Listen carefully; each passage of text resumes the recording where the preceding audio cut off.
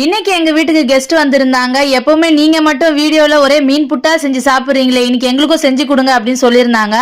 எங்க வீட்டுக்காரர் இன்னைக்கு சூறா கேரட் ரெண்டு மீனுமே புடிச்சிட்டு வந்திருந்தாரு. அதோட ரெண்டுத்தோட தலைப்பகுதியெல்லாம் எடுத்து குழம்பு வச்சுட்டேன். குழம்பு நல்லா கொதிச்சுக்கிட்டு இருக்கு, மீனும் போட்டுக்கிட்டு இருக்கேன். பாருங்க எவ்வளவு பெரிய தலைன்ட்டு, அப்ப மீன் எவ்வளவு பெருசா இருக்கும்னு பாத்துக்கோங்க.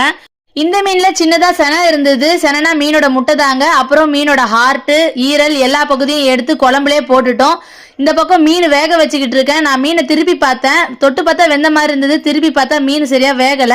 அதனால மறுபடியும் திருப்பி போட்டு இன்னும் கொஞ்சம் நேரம் வேக வைக்கலான்னு வேக வைக்கிறேன். கொஞ்ச நேரம் வெந்தாலே போதுங்க, ஏன்னா இது மறுபடியும் நம்ம கடாயில போட்டு நல்லா பெரட்ட போறோம். இப்போ இது நல்லா வெந்துருச்சு. நானும் மீனை எடுத்துடுறேன். நாங்க காலையிலேயே போட்டிங் போலாம்னு சொல்லிட்டு பிளான் போட்டோம். அதனால எந்த அளவுக்கு ஸ்பீடா சமைக்க முடியுமோ அந்த அளவுக்கு ஸ்பீடா சமைச்சுக்கிட்டு இருக்கேன்.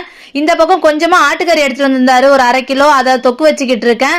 மீனும் நல்லா வெந்துருச்சு. அதை முள்ளு இல்லாம உதுத்த எடுத்துக்கிட்டோம். அதுல பச்சை மிளகா, கருவேப்பிலை, வெங்காயம், அதுக்கப்புறமா கொஞ்சமா கொத்தமல்லி போட்டுட்டு நல்லா பிணைஞ்சு எடுத்துடணும். கூடவே கொஞ்சம் பெப்பர், உப்பு, மஞ்சப்பொடி, குழம்பு மிளகாத்தூள் கொஞ்சமா சேர்த்து நல்லா பிணைஞ்சு விடணும். நல்லா அதுல மசாலா இறங்குற அளவுக்கு நல்லா பிணைஞ்சு விடணும்.